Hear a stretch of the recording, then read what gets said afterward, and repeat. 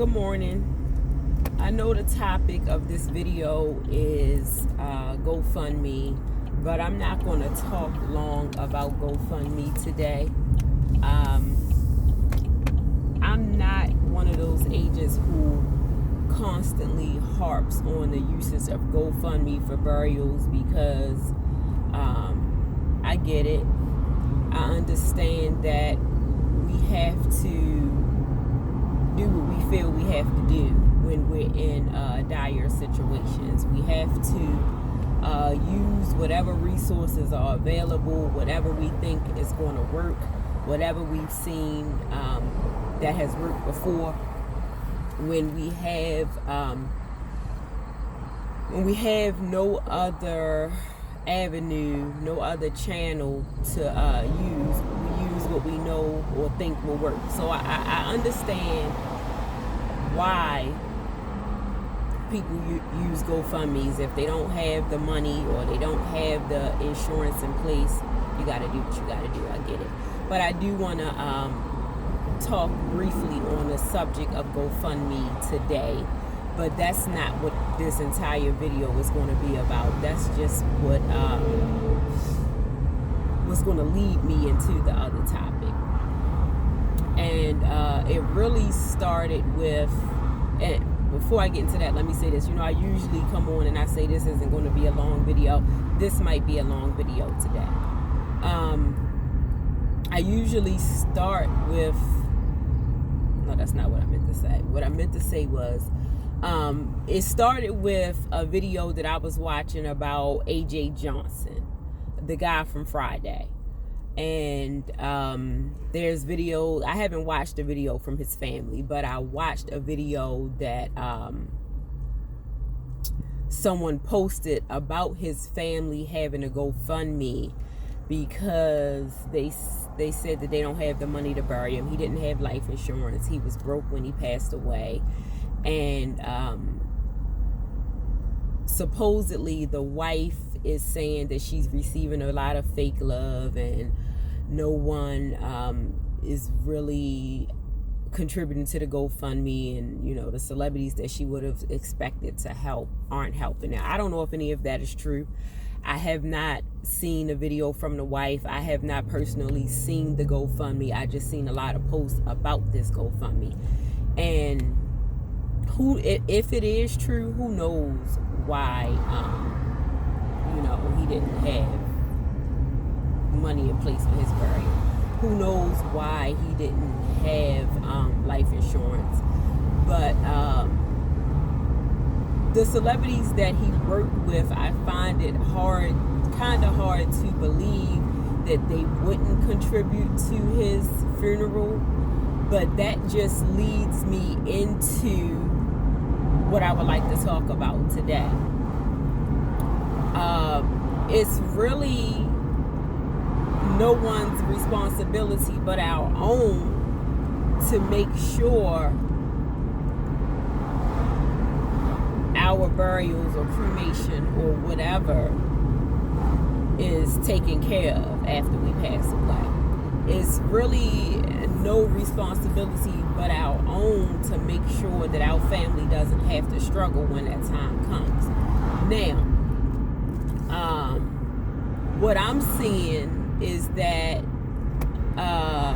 here lately, people are more reluctant to donate to GoFundMes. And I believe it's not that people don't want to help. I don't think people mind helping. But what we have seen a lot of, I know I've seen here lately, is that someone will pass away, a GoFundMe will go up.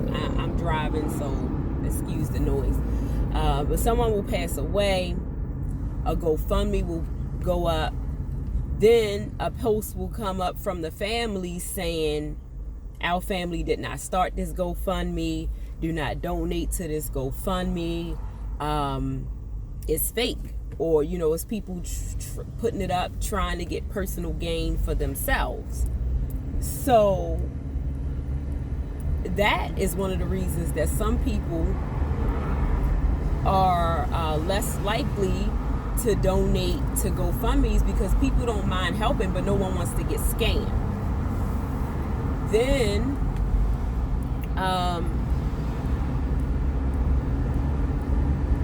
a lot of people aren't donating because a lot of people are struggling themselves, especially right now. We still have a lot of people still out of work due to the pandemic. And then there are people who they're tired of seeing GoFundMe's. They're tired of seeing GoFundMe, so they're like, I'm done. I've donated to X amount of GoFundMe's. I'm done. And then it's just the people who feel like it's just not their responsibility, which leads me into the conversation today. I don't know, like I said, if he really did not have any insurance in place, if he didn't have money put to the side, or if he didn't have money in savings that his family could afford to bury him. I don't know why. Maybe we don't know what his health was like. Maybe he was diagnosed with something where he thought he was uninsurable. And I know I cover this topic quite often too, but I want to talk about it again. If you think that you have a diagnosis, an illness, a condition, whatever, that you are now uninsurable, I want you to get that out of your mind. If you don't have insurance for whatever reason, and you just went to the doctors yesterday, or you go to the doctors today and the results come back and God forbid you're diagnosed with something that you think makes you uninsurable, after you wrap your mind around the diagnosis, the next thing I want you to do is to contact me so we can discuss your insurance options, because you're not uninsurable. Or don't contact me, contact any insurance broker. Make sure it's a broker, because we have access to many different companies with many different policy options. And after you wrap your mind around that diagnosis, or maybe it's a loved one, after they wrap their mind around that diagnosis, the next thing I want you to do is to get with an insurance broker and discuss your insurance options, because you are not, the days of being uninsurable are over. And I think I may just, every video that I do, I may just mention that. I may just say that as a reminder, so we can get away from the mindset that certain conditions leave people uninsurable, because that's just not the case anymore. But that's not what I wanted to talk about on this video either. I want to talk about something that I've said a million times on my video. Get the insurance. It's just that simple. I am in a lot of life insurance groups, and the majority of the life insurance groups I'm in, most of the agents don't look like me. Most of their clients don't look like me. Most of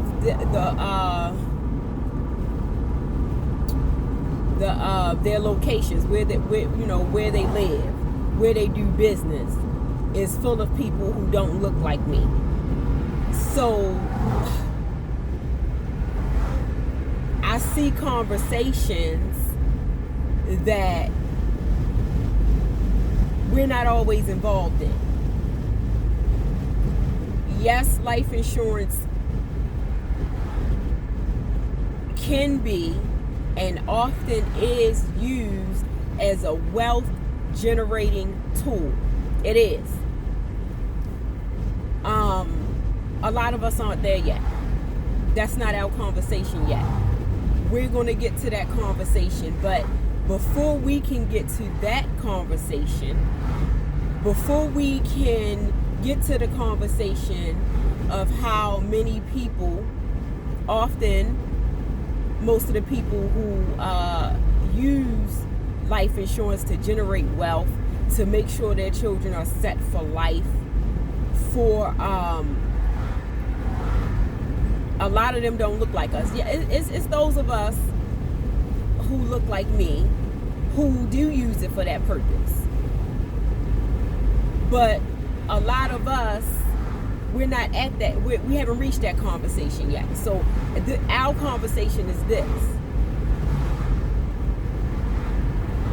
We need to have the conversation and keep having the conversation until we don't have to have the conversation anymore. That we need to use, until we can use life insurance to help generate wealth, we need to use it to help make sure we're not generating debt. And to some people that may sound like the same thing, but that's two entirely different conversations. We can't use the life insurance to generate wealth until we start using it, more of us start using it to make sure we're not generating debt. Because if I was, God forbid, if I was to pass away today or tomorrow and I don't have any life insurance, I don't have enough money in savings to bury me, and I'm making sure I say bury, because I want, if my children are watching this, you know, my final wish is I want to be buried. I don't want to be cremated. I want to be buried. So if I don't have enough money to bury me, or I don't have any life insurance in place, then I just generated debt for my family. Because they're going to have to figure out how to bury me. So if I don't have anything in place for them, then I just, that is just a debt that my death has incurred for them. This is our conversation. This is our conversation. This is what we need to continually talk about until it's stuck in our mind. If I pass and my family does not have the money to bury me, I just put them in debt. Because they have to take away from their bill money. They have to take away from their savings. If they have savings, they have to borrow from their 401k. If they have 401k, they have to do a GoFundMe. They have to take out a loan. They have to put it on their credit card. They have to borrow from friends and family. All of that equals debt. And I have this conversation often, the conversation about being underinsured, because there's a lot of terms around. It's even a commercial. Are you insured or underinsured? No. The commercial says, are you uninsured or underinsured? And I covered this in a video before. Yes, technically, there is a such thing as being underinsured. But like I said on that video, in terms of life insurance, I look at it, and all agents don't look at it this way, but when it comes to life insurance, this is one of the few things that I'll say something is better than nothing. Because it's just simple math. If a burial was $10,000,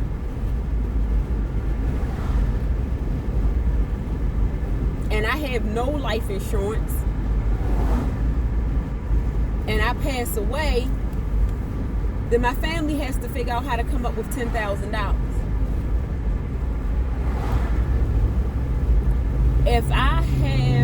If a burial was $10,000 and I had $5,000 in life insurance, then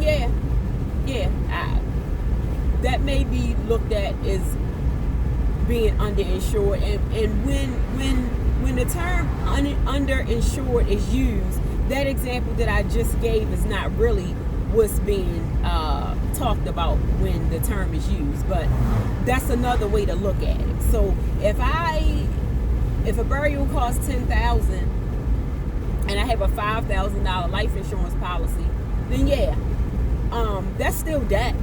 They'll still have to figure out where to come up with the other $5, but it's easier to come up with $5 than it is to come up with $10. So it's something. Or they can shop around and they could find a funeral home that maybe could bury me for $5. They're out there. They're out there. We can talk about that too. Because I know the situations that people face, I've compiled a list of funeral homes that you can bury your loved one for cheaper. I have that list. We can discuss that. But if I have a $10,000 life insurance policy and a burial costs $10,000, then the most they'll have to come up with is, money to figure out what they want to wear, or any extras, or if they want to buy flowers, or anything extra. But if a burial costs 10 and I have 10, then at least they have the money to bury me. That's one debt they don't have to worry about.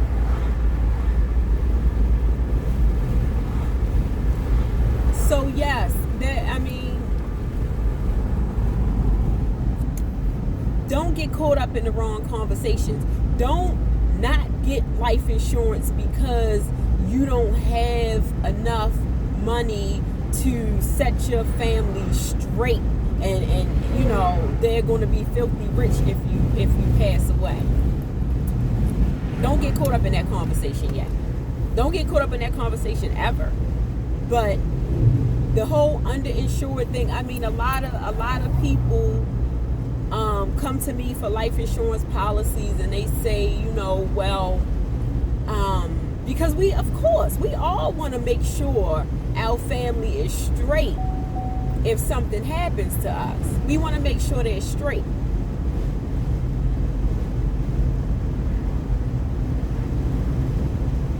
If I was to pass away, I don't have any grandchildren yet, but I would like to be able to set my children up to the point where their children are straight. But that's not our conversation yet, majority of us.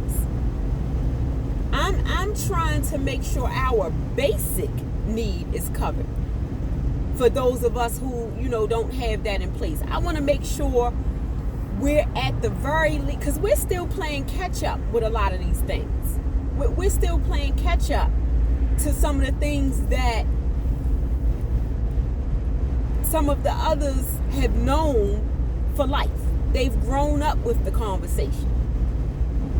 We're just starting to have the conversations. I wasn't having life insurance conversations growing up in my family. I remember that my grandmother had a policy. Now that I think back, I remember the insurance agent coming and collecting the payments. My father didn't have to figure out how he was going to bury her. I remember her saying to him, don't put me, she specifically told him what cemetery not to bury her in. And I remember him saying, well, you ain't have to worry about that because I wouldn't have put you in there anyway. But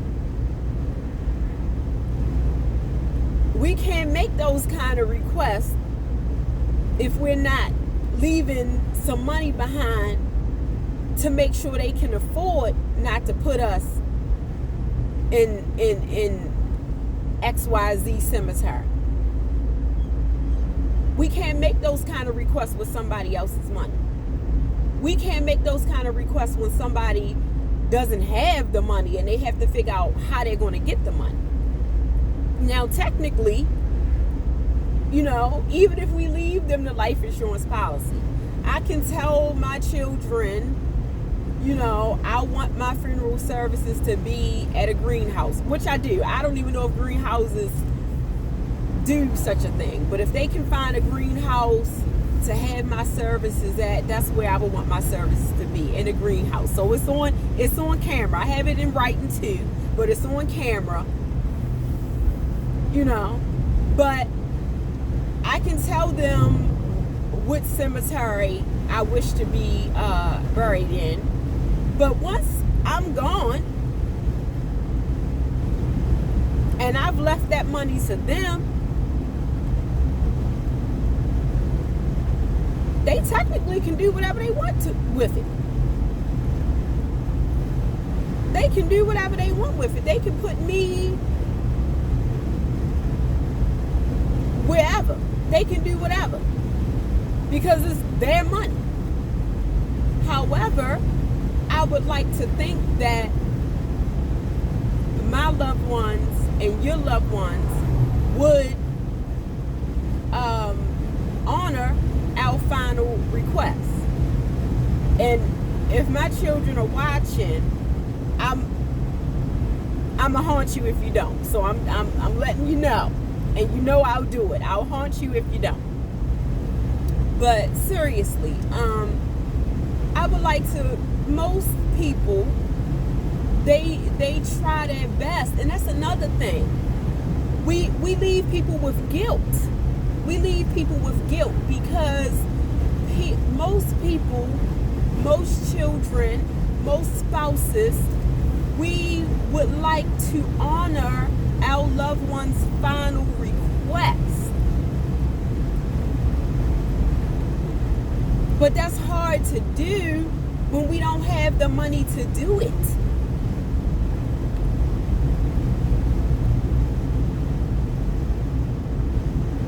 I can't tell my children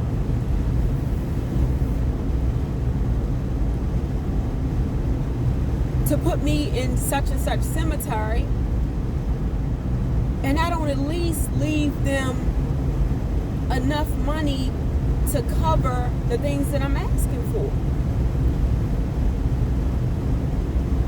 And like I said, I think back, I remember Daddy didn't have to figure out how to come up with the money to bury his mother. She had a policy in place. But a lot of us don't grow up with this life insurance conversation. So that is why I got into the business. I got into the business so that we can have this conversation. I didn't get into this business to get rich. Now, if the business leads to me getting rich, then hello, yeah, I'm with it. That can help me make sure my children and grandchildren are set straight. Yeah, but that's not what I got into the business for. I got into the business because I saw a lot of the GoFundMes.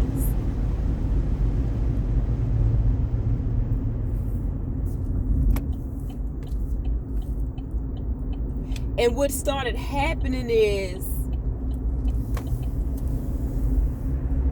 I started seeing the GoFundMes for multiple members of the family. Because someone passed, there was no life insurance. But the family still didn't start getting policies on the other members of the family. So it now is 2 and 3 members of the family, and it's a GoFundMe for each one. And by the time we get to the 3rd member of the family, people are like, I'm not donating no more. And nobody wants to grieve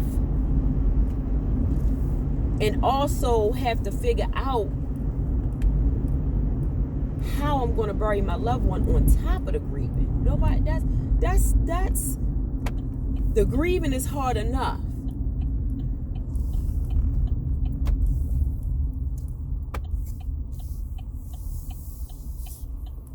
The grieving is hard enough. And I've said it on my videos.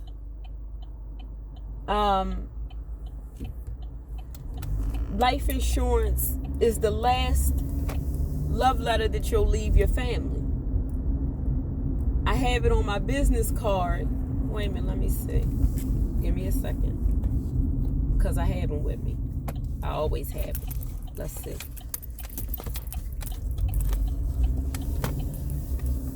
I don't know if you... Let me show y'all. Because then... Let me show y'all. Okay, so there you go.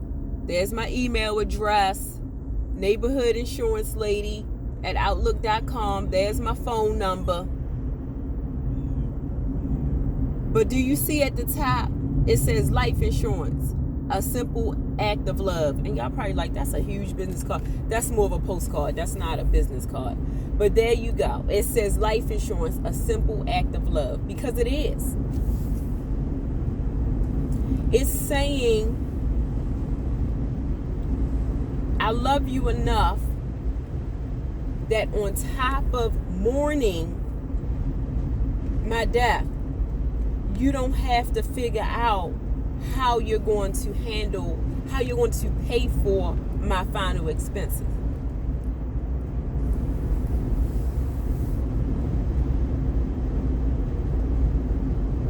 It says, I love you enough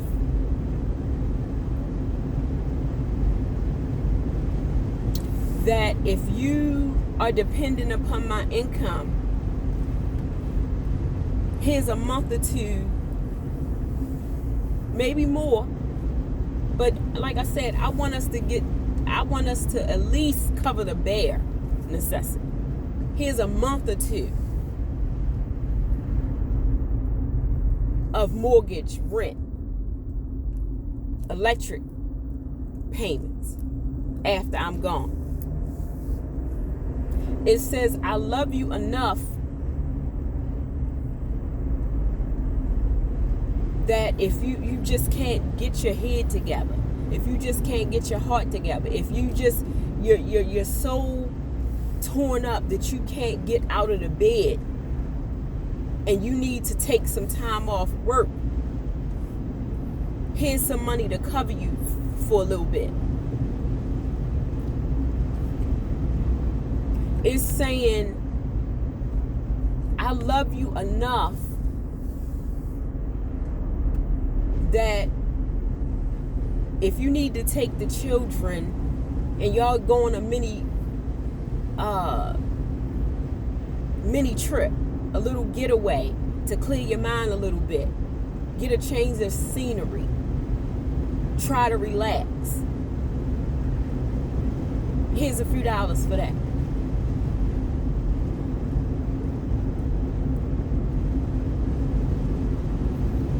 It's saying,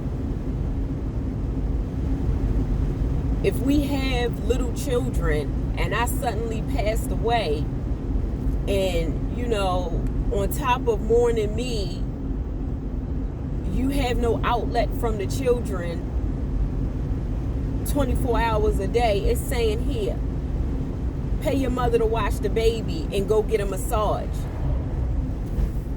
It's giving your family just a little bit of security in your absence, or at the very least not giving them one more debt.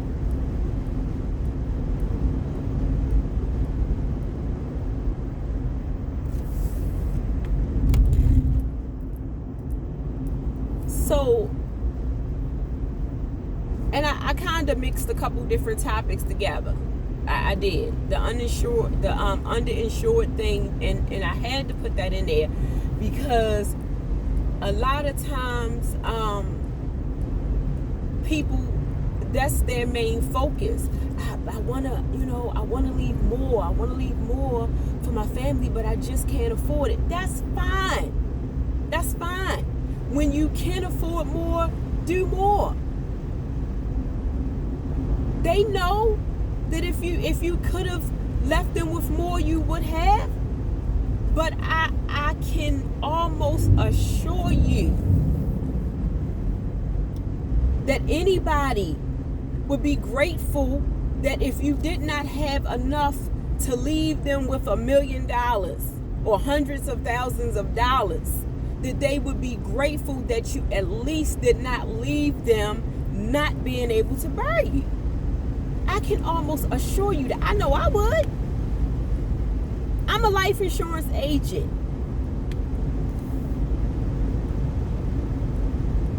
And I had to use money from my savings.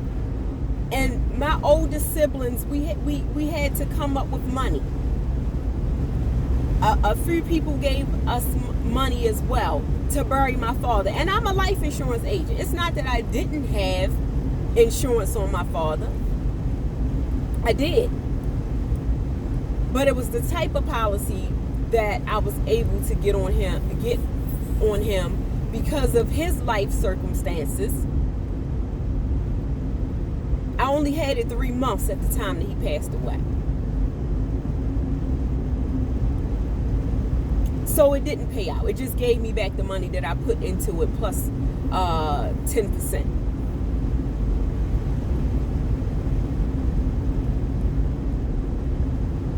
My father was Muslim, so it was not very expensive to bury him. And I happened to have, some money in savings, and my siblings had money, and some people who loved my father and who my father loved, they gave us money. So it wasn't hard. But that's not everybody's situation. And I could have, like I said, I'm a life insurance agent. I could have had a policy on my father before I did, but I would have been putting my license in jeopardy to do so. I'm not going to do that. You're not supposed to get insurance on someone who's incarcerated.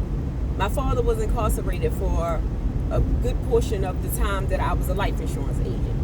I could have done the policy anyway. They probably would not have known. I'm not putting my license in jeopardy to do that.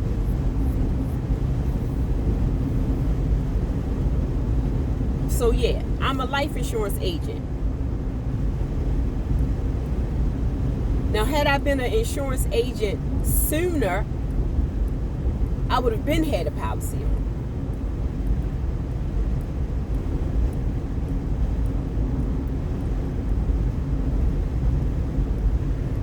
But that's a whole other conversation. But I'm not just speaking to you from the aspect of, or from the viewpoint of a life insurance agent who has seen stuff. I'm speaking to you from a person who, and I did have a policy on my father, but you know what I fell victim to? Waiting. Now, I've had insurance on myself since I was in my very early 20s. I worked for city government, and after you hit the 6-month mark, once your probation is up, they send a life insurance agent in to talk to you.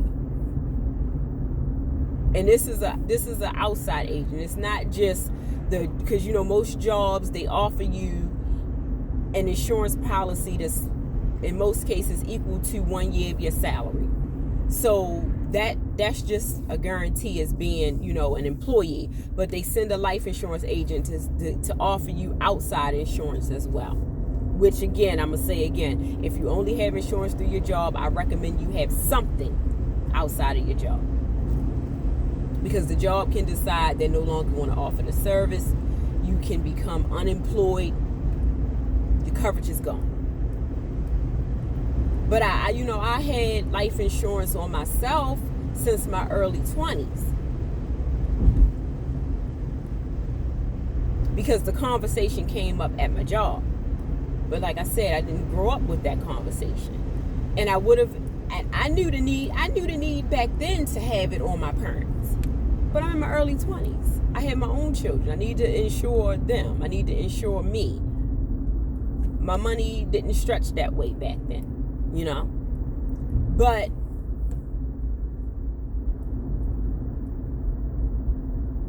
had I known then what I know now, I probably would have had the insurance on them years ago. But that's neither here nor there. But I just wanted to let you know that I'm speaking from experience here. Not just from the viewpoint of a life insurance agent who, of course, she's a life insurance agent. She's going to tell you, of course she's going to say this. No, I also have firsthand experience with how detrimental it can be to wait or to not have the coverage. But I'm glad I brought up outside insurance and through your job. This isn't, you know, I do these videos. I'm sorry, I'm distracted by pumpkins right now. It's a festival going on. They're selling produce and all types of stuff, and I've been wanting some pumpkin soup, so I got a sidetracked for a split second. But I don't do these videos because I'm just trying to get more clients. Yes, I want more clients. Yes, yes, eventually I want to leave my 9 to 5 and do insurance full time. Yes, I do. Yes, it can and is a lucrative business to be in. Yes, it is. But I do it because I believe in what I do. I do it because I see the need. I do it because people who look like me need to have these conversations. That's why I got into the business. That's why if I was to become a billionaire tomorrow, I would stay in the business. I love the business. I love seeing the success stories. I love the people who come and say, I don't know what I would have done if I didn't have this life insurance. A memory came up on my Facebook last week or a week or two ago of a co-worker who her husband passed away, and she received the check. She didn't even know about this life insurance policy. And she said, he's still taking care of me even in death. That's that last love letter. That's that simple act of love. She was grieving her husband, but she still got to experience his love. She still got to experience him taking care of her even after his death. And I don't know if I completed, because sometimes I start talking about something and I go off on something else, and I don't know if I completed the thought that I started earlier, or the statement that I started earlier. When we don't put something in place, when we don't have a policy or money set to the side for our burial, not only